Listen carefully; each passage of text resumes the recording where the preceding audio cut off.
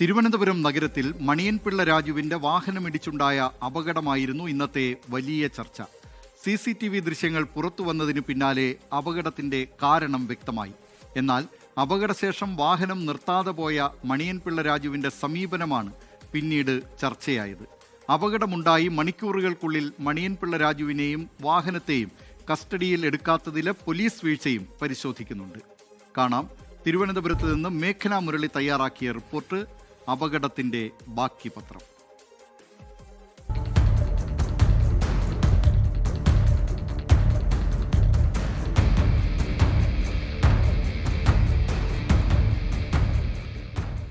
ഇതാണ് കേരളം ഇന്ന് ചർച്ച ചെയ്ത അപകട സ്പോട്ട്, ട്രിവാൻഡ്രം ക്ലബ്ബ്.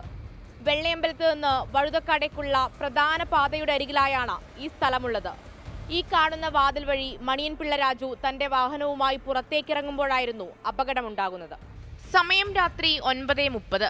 മണിയൻപിള്ള രാജുവിന്റെ ഉടമസ്ഥതയിലുള്ള KL01 CJ 444 എന്ന ആഡംബര വോൾവോ കാർ ട്രിവാൻഡ്രം ക്ലബിന് മുൻവശം വെച്ച് അപകടത്തിൽപ്പെടുന്നു.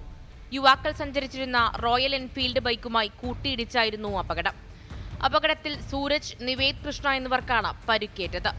അപകടത്തിന് ശേഷം മണിയൻപിള്ള രാജു വാഹനം നിർത്തിയിരുന്നില്ല. സ്ഥലത്തോടിക്കൂടിയവരും പോലീസും ചേർന്നാണ് പരിക്കേറ്റ യുവാക്കളെ തിരുവനന്തപുരം മെഡിക്കൽ കോളേജിലേക്ക് മാറ്റിയത്. പക്ഷേ ഇന്നലെ രാത്രിയുണ്ടായ സംഭവത്തിൽ വാഹനം നിർത്താത്തതും പോലീസിന് മുന്നിൽ ഹാജരായത് വൈകിയതുമാണ് ദുരൂഹത സംശയിച്ച വിവാദങ്ങളിലേക്ക് നീണ്ടത്.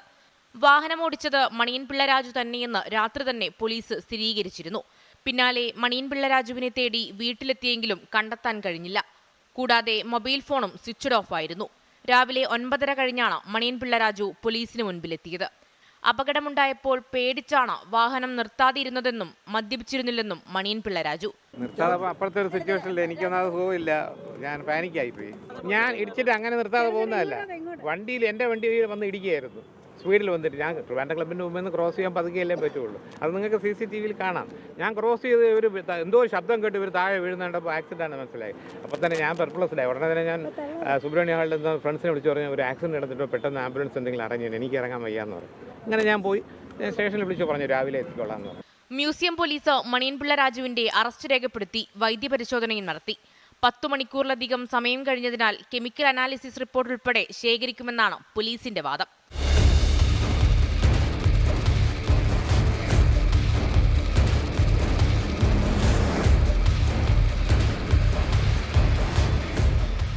അപകടത്തെ ചൊല്ലി വിവാദം കത്തിക്കയറുമ്പോഴാണ് CCTV ദൃശ്യങ്ങൾ പുറത്തുവരുന്നത്.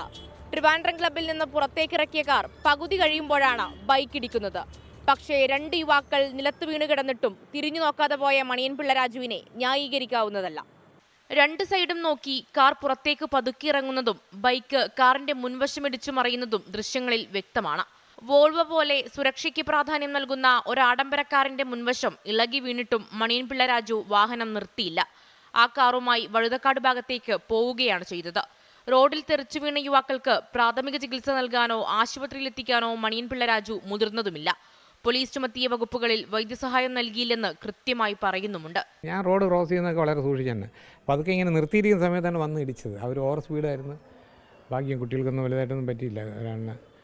അത് തന്നെ വലിയ ഭാഗ്യം. ഗ്ലാസ്സിൽ കൂടെ ഞാൻ കണ്ട് 2 പേരും വീണിട്ട് എണീക്കുന്നുണ്ട് സംഭവം. എനിക്ക് പേടിയായിരുന്നു, എന്നെ കൊണ്ട് ഇറങ്ങാൻ പറ്റില്ല. എനിക്ക് ചിക്കൻ കുനിയ വന്നിട്ട് ഞാൻ കയ്യും കാലും അനക്കത്തില്ല.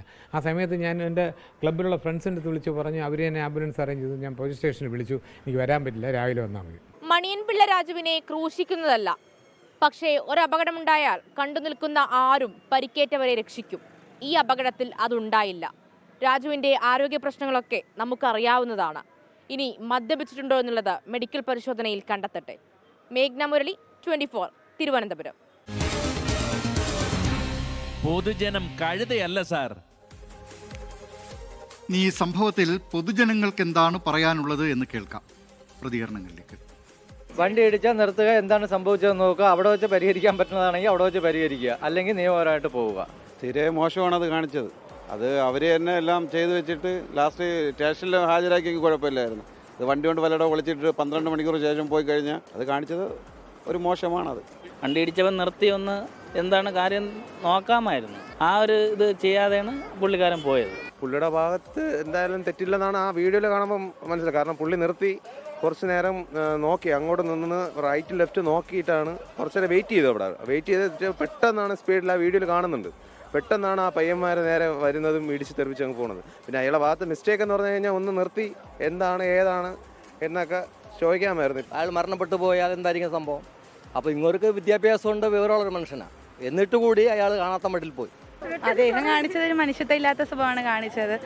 അയാൾ തന്നെയാണ് ആ തെറ്റ് ചെയ്തത്. അപ്പോൾ ഒന്ന് വണ്ടി നിർത്തി എന്താണ് പറ്റിയതെന്ന് നോക്കിയിട്ടൊക്കെ പോവായിരുന്നു. അയാൾ കാണിച്ചത് തെറ്റാണ്. ലോകത്തെവിടെയായാലും ഏത് സമയത്തും 24 വാർത്തകളും ഓഗ്മെന്റഡ് റിയാലിറ്റി പാക്കേജുകളും എക്സ്പ്ലെയിനറുകളും വിശദമായി കാണാൻ ഞങ്ങളുടെ യൂട്യൂബ് ചാനൽ നിങ്ങൾക്ക് സബ്സ്ക്രൈബ് ചെയ്യാം.